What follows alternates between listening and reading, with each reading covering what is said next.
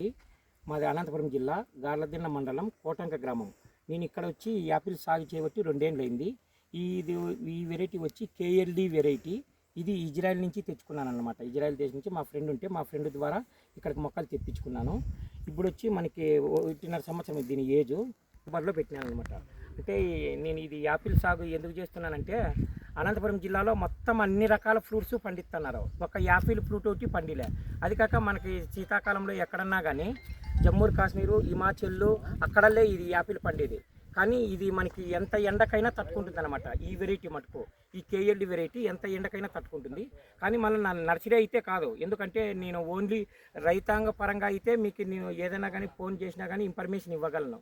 మీరు అందరూ ఎందుకంటే అందరూ మొక్కలు ఉన్నాయని అడుగుతున్నారు. నాదైతే నర్సరీ కాదు. నేను ఒక రైతుని, సాధారణ రైతుని. నేను ఇది వచ్చి 2.5 ఎకరాల సాగు చేస్తున్నాను.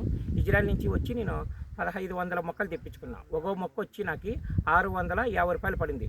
అంటే మొక్క అయితే అక్కడ తక్కువే పడింది. ఇది నాకు ట్రాన్స్పోర్ట్ వేరే దేశం నుంచి కాబట్టి ట్రాన్స్పోర్ట్ వల్ల ఎక్కువ పడింది. అది కాక ఇప్పుడు నేను ఫస్ట్లో అందరికీ యాపిల్ చెట్టు పెట్టినానంటే మా ఫ్రెండ్స్కి కానీ ఎవరికన్నా కానీ చెప్పింటే ఎవరే కానీ నమ్మలే. యాపిల్ మన